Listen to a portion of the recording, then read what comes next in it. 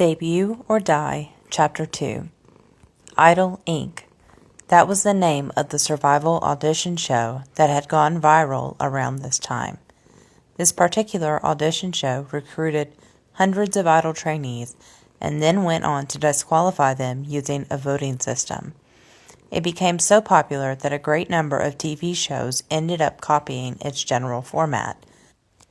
Idol, Inc. was just one of many audition shows produced at this time, but the reason why this one in particular was such a huge hit was that it was much more brutally capitalistic in its approach. Nowhere was this more obvious than if you examined the promotional slogan used in the first season: "Invest in your idol's future." This meant that your vote carried more weight depending on how much money you spent on stocks, and it turned out Season 3 of the show was set to air later this year. For a variety of reasons, Season 2 was a huge failure, so the producers decided to pretend that it never happened and came back with a new season subtitled Relisted. Unsurprisingly, the general public regarded going forward with this third season as completely ridiculous and thought it doomed to failure. What did I think of it at the time? The answer is I hadn't been thinking about it at all, since I had been too busy studying for the exam. Contrary to everyone's expectations, Season 3 turned out to be an unprecedented hit. Even though there was tremendous controversy surrounding the show, as well as unending criticism, Idol, Inc. created a huge buzz and secured top viewer ratings. In fact, the winning Idol group charted on the music charts with 80,000 streams and sold over 600,000 copies of their album in just the first week. This was exactly why I wanted to compete on the show. Today, I was taking the first step towards that goal, getting a haircut. "You're all set? I didn't cut too much off the sides, just like you requested." "Yes, thank you." My hairstyle finally suits my face, I thought to myself, examining my neatly trimmed hair in the mirror. Maybe it's because I'd slept and eaten well for the past few days, but I looked less haggard and miserable than I had before. The combination of all these things meant I looked presentable, even after cutting my thick bangs shorter to reveal my forehead. To my great satisfaction, the lady who was getting her hair permed in the seat next to mine was showering me with compliments. "Oh my, your haircut looks amazing on you. You look so charming now." I thanked her and went to the counter to pay using cash. When I checked Park Moonday's bank account, I was happy to discover he had quite a lot of money. The account history told me it was insurance money inherited from his parents, which is probably why he hadn't used it. Honestly, I felt bad for using it myself. When I receive my first paycheck, I'll return the money I used and donate some of it to the Child Welfare Agency. Still, I felt a little sad. I'd learned more about Park Moonday after obtaining a certified copy of his family registry and a new phone plan. The original Moonday hadn't taken his life on a whim. He'd moved out of his apartment and canceled his phone plan beforehand. It seemed as if he had barely received any of his housing deposit back because he hadn't paid rent for several months. He died on his own birthday. Moonday must have really wanted to put an end to everything. Not that I don't understand how he felt. I felt the same way at one point. I hope you're in a better place now. I paused and allowed myself a brief moment of silence, remembering him. When the moment passed, I pushed the salon door open and stepped outside. It was close to noon, and I squinted my eyes against the bright sunlight. There was still a lot of things that I wanted to get done today. First, I needed to come up with a real plan. I already knew all the show's special missions, as well as the members who would successfully debut and the theme song. Of course, I didn't remember all the minor details, since I'd been busy preparing for the exam, but I had to work with what I had. This show was so influential that as long as you were able to pass the second stage, you were guaranteed to secure a contract with at least a small entertainment agency. However, my plan had one huge problem. Open recruitment for the new season had already ended.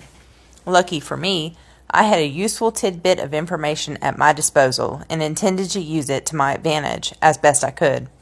My goal was to become a contestant on the show, even though it had already closed its open auditions within the past week.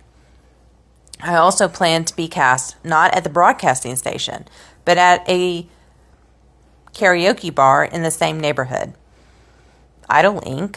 You mean Idol Incorporated? I heard one of those writers was a complete nutcase. That was the bullshit some guy in my photography club had loudly declared, snickering to himself during one of our after parties. He had claimed to have heard it from a relative who worked at a broadcasting station. Personally, I wasn't very fond of him, since he was one of those guys who enjoyed gossiping and spreading rumors. Apparently, this crazy writer had been recruiting contestants from places like karaoke bars. Where was it again? You know, the neighborhood the broadcasting station was located in?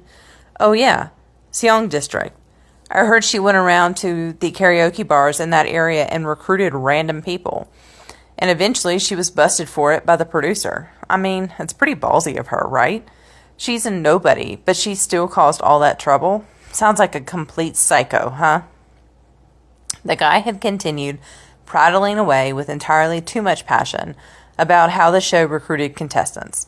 It was common for people to talk shit when they're drunk, but he was the only person I'd ever seen to incessantly talk about something so boring at a party with his peers. Who the hell invited this asshole? Let's not invite him again. I second that.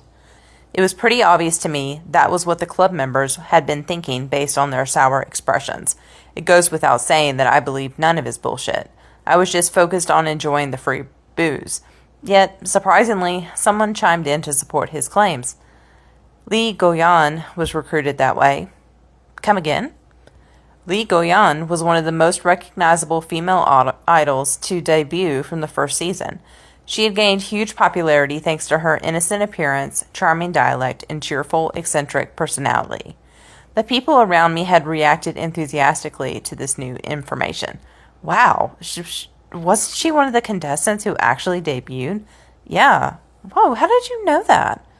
The classmate who majored in media communications had replied calmly. That psycho you were talking about earlier? She's my older sister. The guy who'd been gossiping suddenly stammered, as everyone glared scornfully at him. Oh, that's not what I meant. You've got something wrong, though. She wasn't busted by the producer. They gave her a raise. The guy didn't say a single word after that, and thanks to my classmate, who shut him down so soundly, everyone else was able to enjoy their alcohol in peace. I had sipped my drink, listening as she recounted her version of how the recruitment process worked. Her story was quite entertaining, and so I'd remembered it after all these years. Apparently, the production team was faced with a dilemma. They were unable to recruit enough contestants to fill the criteria for the show. Hence, a week after the auditions had closed, they searched quietly at the nearby karaoke bars to fill their quota.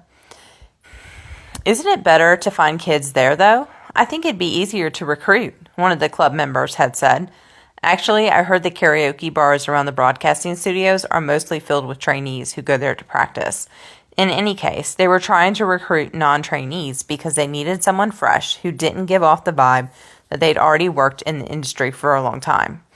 In other words, what they needed wasn't a contestant who was good enough to potentially debut, but an ordinary person who knew nothing and would therefore add some spice to the show. After all, these days, agencies went to great lengths to teach their idol trainees to be careful what they said. It'd be unlikely that an experienced trainee would create any drama. This essentially meant that the non-trainee contestant the production team was looking for would be used as cannon fodder to make the show more entertaining. That's not important to me right now, though. What is important is that there's a good chance the writer I'd heard about would use the same method she'd previously used to recruit for season 3. Since it worked out the first time, it made sense she'd use this strategy again. Plus, since the second had been a complete failure, the contestants willing to audition were likely of a much lower standard. The production team was probably feeling pretty desperate by now. I had to think about this logically. Park Moon-dae was a little scrawny, but was pretty good looking, tall, and sang well. So as long as I created an opportunity for the writer to see and hear me sing, there was a good chance she'd invite me to join as a contestant. Besides, I have to level up. It was imperative that I raise my stats by completing the practice missions. I'd have to be exceptional in some way if I wanted the writer to consider me as a potential candidate. I grabbed the mic and chose a song and glanced at the door of the private room I was in. It was made of glass. The layout was probably designed to give off a bright, open feeling to attract customers in their teens and 20s. At the same time, it allowed people to peek in from the outside. That was exactly why I had chosen this specific karaoke bar. I was waiting for the writer from the broadcasting studio. She was no doubt already up to her neck in preparations for the upcoming show, and if she had to go out and recruit a non-trainee contestant, chances were she'd pick a place that was near her workplace. Hence, this karaoke bar was the best choice.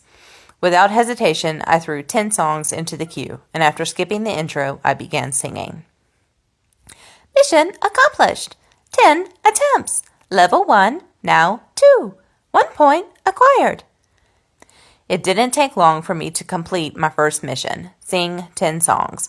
I had known I'd be able to finish it quickly since it was the easiest of the missions given to me. I used the points to level up my singing just as I had done before, changing my level from a C+ to a B-. I wanted to test out how the system worked again, so I sang the same song again, and it seemed my abilities had improved. My vocal tone grew lusher, and my voice became stronger. I guess this was the level of improvement I could expect each time I moved up a grade. At this rate, I'd be able to enhance my stats crazy fast. But there was something else I had to focus on first. This is my business card. I didn't expect her to take the bait so quickly. I thought I had started hanging out a little too early, but I'd unexpectedly hit the timing jackpot. I took the business card offered by the woman in glasses. She looked exhausted, but she clearly was trying to project a cheerful image. No doubt she was trying to leave a good first impression, meaning I had probably successfully caught her attention. The business card held the name I'd been hoping to see, Ryo Siren. The classmate who had been majoring in media communications was Ryo Shionjin. No matter how you look at it, they're definitely siblings. Excuse me, what's your name? She asked. Park Moonday. Your name is quite unique. I want you to consider what I'm about to say very carefully. I think you have what it takes to be a star. Our show is famous for scouting people who have celebrity material. Thank you. I didn't want to overreact. If I was too enthusiastic, it might reveal that I'd intentionally aimed for this exact situation. I was sure she wanted to avoid recruiting anyone who knew what they were doing. Not that it really mattered in my case. If someone had received training, it would come out in their initial screening. My laid-back attitude seemed to work for me, though, because she quickly added, Look, kid, you're pretty good-looking, and you sing well. I think you would do really well on our show. Would you like to come with me now and do a screen test? I'm sorry? She seemed determined to move forward with casting me, since she was now being so direct. That's right. Why don't you call your parents? Tell them that you've been scouted for a TV show. They'll be so proud of you. I don't have parents. As soon as I said that, her eyes sparkled with renewed interest. She probably immediately saw the potential flavor my spicy backstory could bring to a show. I couldn't deny the storytelling was an essential part of survival audition shows. In fact, using my family situation could work to my advantage, since reviewers would no doubt criticize the show for milking my sad history.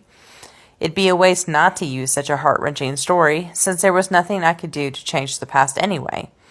It didn't take long for the writer to conceal those thoughts from her expression.